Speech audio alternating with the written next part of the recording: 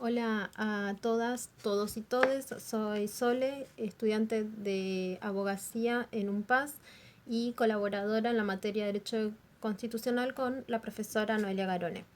Estamos en la unidad 2 de Reforma Constitucional. Nos toca hablar del fallo Schifrin. Está relacionado al control judicial de la reforma constitucional. Y en esta oportunidad el doctor Schifrin lo que cuestiona es la validez del tercer párrafo del artículo 99 del inciso 4 de la Constitución, fundamentando su posición en la decisión de la Corte que había tenido lugar en 1999 con el caso Fait. Vale mencionar que es una composición distinta, la de 1999 a la de 2017. Y lo que tiene de interesante el caso es que la Corte cambia radicalmente de postura de un periodo al otro, de un fallo al otro. Fait tuvo lugar en 1999 y el doctor planteaba inconvenientes con el inciso mencionado y se presenta a la justicia en una acción declaratoria de inconstitucionalidad, planteando que los constituyentes se habían excedido con aquellos que se había establecido en el Congreso de la Nación y en el núcleo de coincidencias básicas al momento de la reforma. La primera instancia le da la razón al doctor Fait. La Cámara, si bien en ese momento dice que no van a hablar sobre el fondo de la cuestión, lo que ocurre verdaderamente es que le dan la razón a Fait diciendo que él había sido designado juez antes de la promulgación, por lo tanto le estaban vulnerando los derechos adquiridos. Eso es importante porque en Schifrin, cuando lo veamos, vamos a notar que la Corte dice algo totalmente opuesto a lo que mantuvo durante el fallo Fait. Y para resumir este fallo, que sería interesante que lo lean, recomendable sobre todo, la Corte termina anulando el tercer párrafo del artículo 99 del inciso cuarto, que también sería interesante que lo lean para que sepan de lo que estamos hablando. En ese momento la Corte dice que los constituyentes se excedieron en las atribuciones que le había dado el núcleo de coincidencias básicas, porque en ningún momento los diputados y senadores le dijeron a los convencionales constituyentes que podían cambiar el límite de la edad de los jueces. La conclusión de Fait es que queda anulado el tercer párrafo del artículo 99 del inciso cuarto.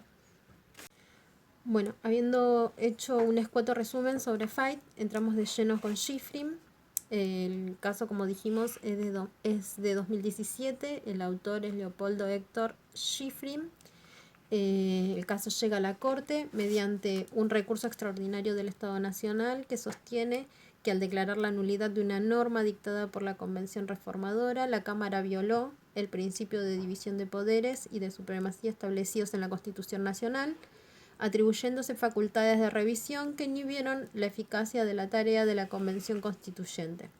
En esta oportunidad, a diferencia de Fait, la Corte sostiene un estándar de amplio respeto por parte de la rama judicial.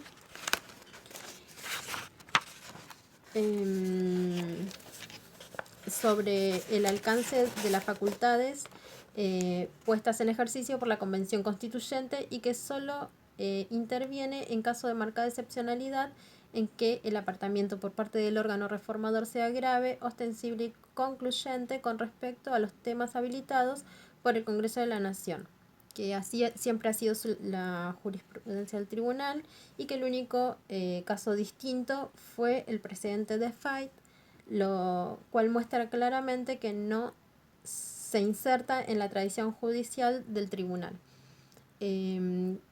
Como consecuencia de lo que hemos expresado, no es precedente en esta materia aplicar un criterio de interpretación restrictiva, sino amplio y extensivo respecto a las facultades de la Convención Constituyente.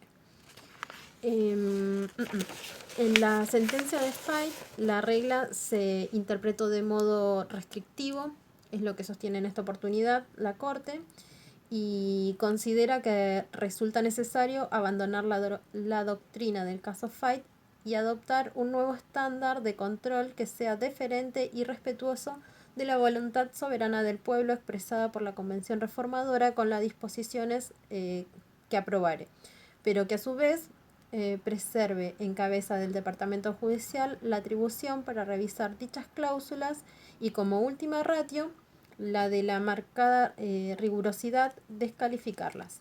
Ello será únicamente así en el caso de apartamiento de las competencias reconocidas por el Congreso de la Nación en ejercicio de su facultad preconstituyente o del sistema republicano como base del Estatuto del Poder Constitucional o en caso de avasallarse derechos humanos fundamentales. A partir del considerando 18, la Corte inicia el examen del estándar fijado y marqué como importante el considerando 20, que dice: a la luz de lo expuesto, no es posible sostener con fundamentos consistentes que la Convención Constituyente transgredió los límites de la habilitación conferida por el Congreso de la Nación. Ahí es donde se ve más marcado que la Corte cambia de postura con respecto al caso anterior. Y si vamos al considerando 23,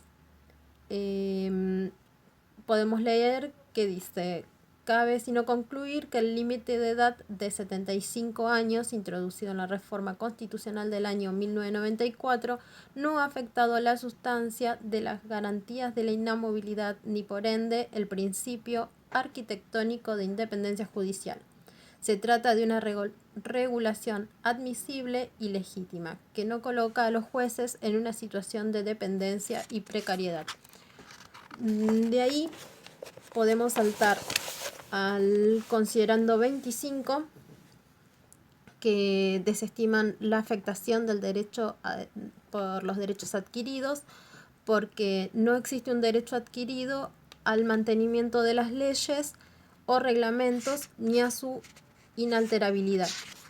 Y para finalizar y hacerlo bien cortito, podemos saltarnos hasta el considerando 27, que por decisión mayoritaria establecen, para resumirlo, podemos ir al F: la única vez en la historia argentina en que el Poder Judicial declaró la nulidad de la cláusula de la Constitución Nacional fue en el caso Fait. En su sentencia, la Corte adoptó un nivel de escrutinio restrictivo sobre el juicio de compatibilidad material entre los temas habilitados y las cláusulas adoptadas, que no se compadece con los principios enunciados y limita severamente la competencia de los del órgano reformador. G: la doctrina utilizada en el caso Fait debe ser abandonada y sustituida por nuevos estándares de control que sea deferente y respetuoso de la voluntad soberana del pueblo según lo establecido en el punto C. H: resulta improcedente el argumento según el cual la cláusula constitucional impugnada vulneró derechos adquiridos de quienes habían sido designados como magistrados con anterioridad a la reforma, pues la consolidada y reiterada doctrina de este tribunal de que nadie tiene derecho al mantenimiento de las leyes o reglamentos ni a su inalterabilidad se ahonda cuando se trata de una reforma constitucional. Y la aplicación de nuevo estándar conduce a la inexorable conclusión de que la Convención Constituyente de 1994 no ha excedido los límites de la norma habilitante al incorporar la cláusula del artículo 99, inciso cuarto, tercer párrafo de la Constitución Nacional, ni tampoco ha vulnerado el principio de independencia judicial, que hace a la esencia de la forma republicana de gobierno. Ello así, en tanto, el límite de edad modifica únicamente el carácter vitalicio del cargo, pero no las garantías de inamovilidad.